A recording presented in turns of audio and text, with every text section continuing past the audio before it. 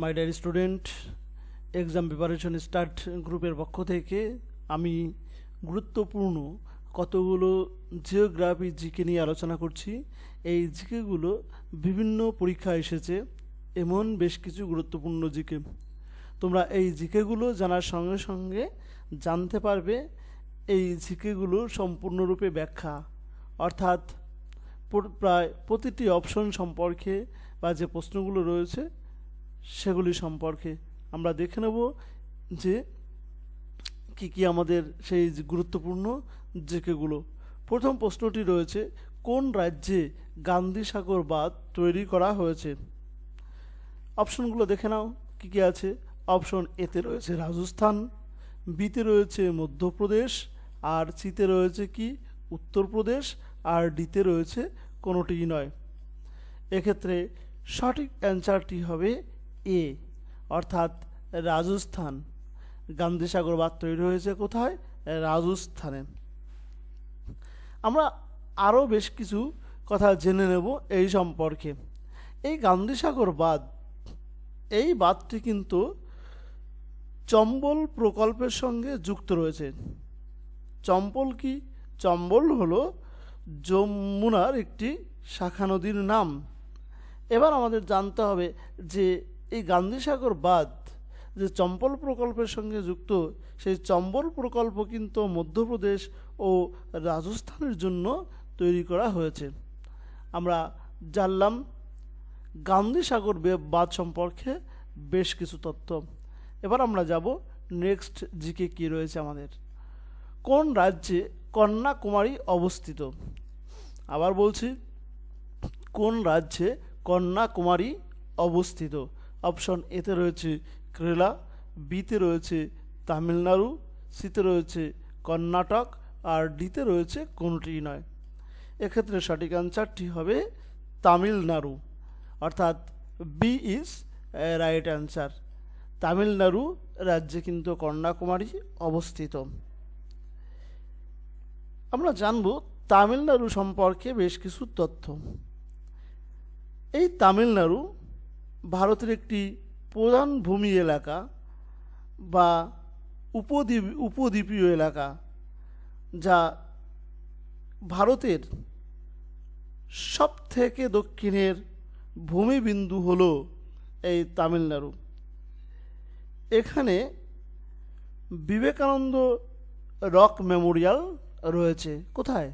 এই তামিলনাড়ুতে রয়েছে বিবেকানন্দ রক মেমোরিয়াল। তাহলে আমরা জানলাম তামিলনাড়ু সম্বন্ধে বেশ কিছু তথ্য। পরবর্তী প্রশ্ন, যে ভারতের কোন রাজ্যে সবচেয়ে বেশি পরিমাণ বৃষ্টিপাত হয়? বলতে পারবে? অপশনগুলো একবার দেখে নাও, চেষ্টা করো তো বলতে পারো কি না। অপশন এতে রয়েছে ত্রিপুরা, বিতে রয়েছে অরুণাচল প্রদেশ, সিতে রয়েছে আসাম, আর ডিতে রয়েছে কোনোটিই নয়। কি হবে এক্ষেত্রে সঠিক অ্যান্সার?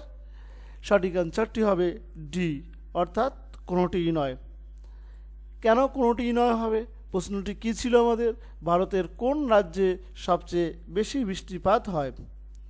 সবচেয়ে বেশি বৃষ্টিপাত হয় হচ্ছে মেঘালয়ে। চেরাপুঞ্জির নিকট মৌসিন নামে বিশ্বের সবচেয়ে বেশি বৃষ্টিপাত হয়। তাহলে আমরা জানলাম সবচেয়ে বেশি বৃষ্টিপাত হয়, এবং সেই বৃষ্টিপাতের পরিমাণটা কত এটুকু আমাদের জেনে নিতে হবে। যে সবচেয়ে যে বেশি বৃষ্টিপাত, সেই বৃষ্টিপাতের পরিমাণ কত? সেই বৃষ্টিপাতের পরিমাণ হলো যে প্রায় 150 দিনে 1000 সেমির বেশি বৃষ্টিপাত হয়। আর আমরা জানব যে যেখানে সবচেয়ে বেশি বৃষ্টিপাত হয় সেখানে কোন কোন উপজাতির লোক বাস করে, কেননা এই জায়গা থেকে খুব প্রশ্ন আসে। সেই উপজাতির লোকগুলো হলো খাসি, জয়ন্তিয়া, গ্যারো প্রভৃতি সম্প্রদায়ের লোকেরা এখানে বাস করে। আর এই জায়গা থেকে কিন্তু প্রশ্ন একটু ঘুরিয়ে এইভাবে হয় যে খাসি, জয়ন্তিয়া বা গারো এই উপজাতির লোকগুলো কোন রাজ্যে দেখা যায়। আর একটা কথা জেনে নেব, মেঘালয়ে একটি লেক রয়েছে, সেই লেকটির নাম হচ্ছে উইনিয়াম লেক। পরবর্তী প্রশ্ন কোশ্চেন নাম্বার 4, কোন রাজ্যে হীরাকুদ বাঁধ অবস্থিত? আমরা আগে পেয়েছিলাম, প্রথম প্রশ্নটা ছিল দেখো গান্ধী সাগর বাঁধ, আর এখন যেটা জানছি কোন রাজ্যে হীরাকুদ বাঁধ অবস্থিত। তাহলে অপশনগুলো কি কি রয়েছে? অপশন এতে রয়েছে বিহার, বিতে কি রয়েছে উত্তরপ্রদেশ, সিতে এটা অন্ধ্রপ্রদেশ হবে, বানানটা একটু ভুল আছে, কারেকশন করে নেবে, আর ডিতে রয়েছে কোনোটিই নয়। মানে এই অপশনগুলোর মধ্যে কোন রাজ্যে গান্ধী সাগর কি হীরাকুদ বাঁধ অবস্থিত? কি হবে এক্ষেত্রে? অ্যান্সার হবে কোনোটিই নয়। কেন কোনোটিই নয় হবে? যে না, এই হীরাকুদ বাঁধটি অবস্থিত কিন্তু আমাদের উড়িষ্যা রাজ্যের মহানদীর উপর। দেখো এখানে সেই উড়িষ্যা রাজ্যটি দেওয়া নেই। তাহলে হীরাকুদ বাঁধ কোথায় অবস্থিত? হীরাকুদ বাঁধটি হবে মহানদীর উপর। আর এই মহানদীটা কোথায়? মহানদীটা কিন্তু উড়িষ্যাতে অবস্থিত। প্রাচীনকালে এই রাজ্যটির অর্থাৎ ওই উড়িষ্যা রাজ্যটির নাম ছিল হচ্ছে কলিঙ্গ। আমরা জেনে নেব যে এখানকার বেশ কয়েকটি প্রকল্পের নাম। এখানকার রাহুলকেল্লাতে রয়েছে স্টিল প্লান্ট, তালচের ভারী প্রকল্প, কোরাপুট অ্যালুমিনিয়াম কমপ্লেক্স, আরেকটা রয়েছে সেটা হচ্ছে চিল্কা হ্রদ। এই চিল্কা হ্রদটি কিন্তু এখানকার খুব বিখ্যাত। পরবর্তী প্রশ্ন রয়েছে বায়ুমণ্ডলের বায়ুতে কোন উপাদানটির সবচেয়ে বেশি রয়েছে? অপশন এতে রয়েছে দেখো অক্সিজেন, বিতে রয়েছে নাইট্রোজেন, সিতে কার্বন ডাইঅক্সাইড, ডিতে কোনোটিই নয়। এক্ষেত্রে সঠিক অপশন হবে নাইট্রোজেন। এবার আমাদের যদি জানতে হয় কোন উপাদানটির পরিমাণ সবচেয়ে বেশি রয়েছে, তাহলে বায়ুমণ্ডলে নাইট্রোজেনের পরিমাণ কত জানতে হবে, অক্সিজেনের পরিমাণ কত জানা দরকার, কার্বন ডাইঅক্সাইডের অক্সিজেন, কার্বন ডাইঅক্সাইড এবং অন্যান্য যে উপাদানগুলো রয়েছে সেগুলো জানা দরকার, যে কোনটির পার্সেন্টেজ কত। তাহলেই আমাদের এই প্রশ্নটার অ্যান্সার আমরা সঠিকভাবে জানতে পারবো। তাহলে একবার একটু জেনে নাও যে বায়ুমণ্ডলে যে উপাদানটির পরিমাণ সবচেয়ে বেশি সেটা হচ্ছে নাইট্রোজেন। এবার নাইট্রোজেনের পরিমাণ কত? বায়ুমণ্ডলে নাইট্রোজেনের পরিমাণ রয়েছে 78%। তারপর দ্বিতীয় স্থানে কে রয়েছে? দ্বিতীয় স্থানে রয়েছে হলো অক্সিজেন। এই অক্সিজেনের পরিমাণ কত? অক্সিজেনের পরিমাণ হলো 21%। তারপরে রয়েছে আর্গন। আর্গনের পরিমাণ কত? 0.93%। তার পরবর্তীতে রয়েছে হলো এই কার্বন ডাইঅক্সাইড। আর এই কার্বন ডাইঅক্সাইডের পরিমাণ কত? কার্বন ডাইঅক্সাইডের পরিমাণ হচ্ছে 0.03%। আর অন্যান্য যেগুলো রয়েছে সেগুলো একটু বলে দেই। নিয়নের পরিমাণ রয়েছে 0.0018%, হেলিয়ামের পরিমাণ রয়েছে 0.0005%, ওজনের পরিমাণ রয়েছে 0.0006%, আর হাইড্রোজেনের পরিমাণ রয়েছে 0.00005%। তোমরা অন্যগুলো না জানলেও অন্তত এই তিনটির পরিমাণ অবশ্যই জানবে: oxygen, nitrogen, carbon dioxide. Next প্রশ্ন, এলিফ্যান্ট জলপ্রপাত নিচের কোন স্থানে অবস্থিত? এলিফ্যান্ট জলপ্রপাত নিচের কোন স্থানে অবস্থিত? অপশনগুলো কি কি? অপশনগুলো একবার একটু দেখে নাও। অপশন এতে রয়েছে শিলং, আর বিতে রয়েছে রাজস্থান, সিতে রয়েছে রাঁচি, আর ডিতে রয়েছে কাশ্মীর। কি হবে এক্ষেত্রে সঠিক অ্যান্সারটি? সঠিক অ্যান্সারটি হবে কিন্তু এরটা, শিলং। এবার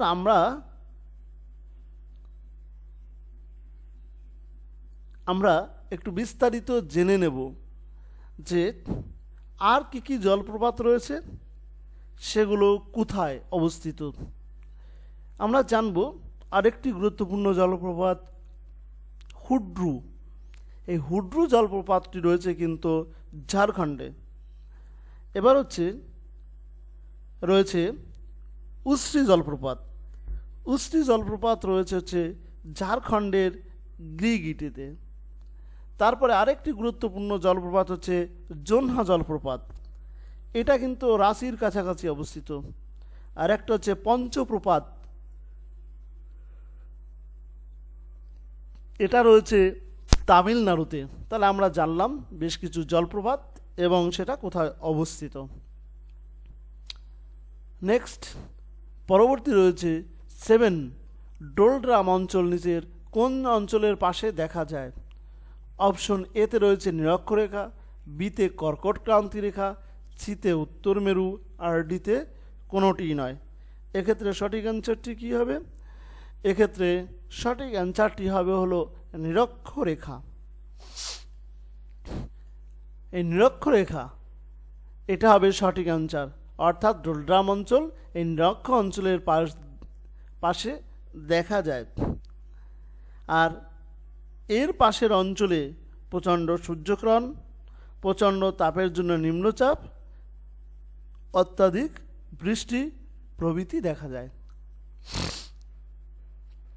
পরের প্রশ্ন, পৃথিবী পৃষ্ঠের মধ্যাকর্ষণ টানের তুলনায় চন্দ্র পৃষ্ঠে মধ্যাকর্ষণ এর টান প্রায় কত গুণ বা কত? অপশন এতে রয়েছে অর্ধেক, বিতে রয়েছে 1/3, সিতে রয়েছে 1/4, আর ডিতে রয়েছে 1/6। এক্ষেত্রে সঠিক অ্যান্সারটি কী হবে? কি দেখলাম আমরা যে এর আগে আরেকটা প্রশ্ন রয়েছে, ওই প্রশ্নটা অ্যাভয়েড করে গেছি, ওটা আগে বলে আসি, তারপর এটা বলে দিচ্ছি। কোশ্চেন নাম্বার 8, মূল মধ্যরেখা কোন শহরের উপর দিয়ে অতিক্রম করেছে? অপশন এতে রয়েছে প্যারিস, বিতে রয়েছে লন্ডন, সিতে রয়েছে নিউ ইয়র্ক, আর ডিতে রয়েছে কোনোটিই নয়।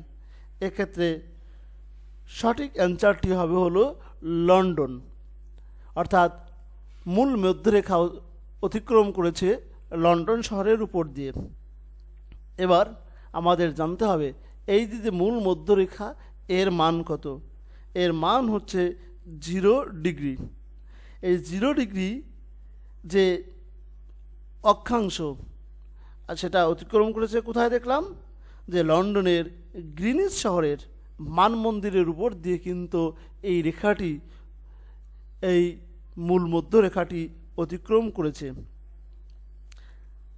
আর আরও কিছু কথা আমরা জেনে নেব। এই লন্ডনের যে গ্রিনিচ শহরের উপর দিয়ে গেছে, সেই গ্রিনিচ শহরকে ধরা হয় লন্ডনের স্থানীয় সময় হিসাবে। নেক্সট এবার আমরা জেনে নেব কোশ্চেন নাম্বার 9, পৃথিবী পৃষ্ঠের মধ্যাকর্ষণ টানের তুলনায় চন্দ্রপৃষ্ঠের মধ্যাকর্ষণের টান প্রায় কত গুণ? অপশন এতে রয়েছে অর্ধেক, বিতে 1/3, সিতে 1/4, আর ডিতে রয়েছে 1/6। এক্ষেত্রে সঠিক অ্যান্সারটি হবে 1/6। আর এই 1/6 হওয়ার জন্যেই কোনো বস্তুর ওজন পৃথিবীতে যদি 60 কেজি হয়, তাহলে চাঁদে হয়ে যাবে তার 1/6, অর্থাৎ 10 কেজি। নেক্সট প্রশ্ন, হিমালয় পর্বতমালা কোন ধরনের পর্বতমালার উদাহরণ? অপশান এতে ভঙ্গিল পর্বতমালা, বিতে স্তূপ পর্বতমালা, সিতে অগ্নেয় পর্বত, ডিতে কোনোটিই নয়। এক্ষেত্রে সঠিক অ্যান্সারটি হবে হচ্ছে এ, অর্থাৎ ভঙ্গিল পর্বত। এবার আমরা জেনে নেব যে এই যে ভঙ্গিল পর্বতমালা যেটা সৃষ্টি হয়েছে, ভঙ্গিল হিমালয় পর্বতমালা সম্পর্কে এবার আমরা জানলাম যে হিমালয় পর্বতমালা কোন ধরনের পর্বতমালার উদাহরণ। অ্যান্সারটি হলো ভঙ্গিল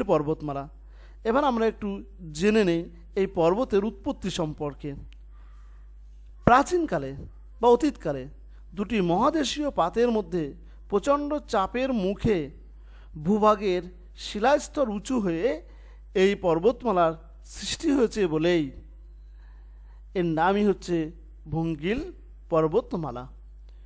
নেক্সট প্রশ্ন, কনস্টিলেশন বলতে কি বোঝায়? অপশান এতে গ্রহাণুপুঞ্জকে, বিতে তারাপুঞ্জকে, সিতে ধূমকেতুপুঞ্জকে, আর ডিতে কোনোটিই নয়। এক্ষেত্রে সঠিক অ্যান্সারটি হবে বি অর্থাৎ তারাপুঞ্জ।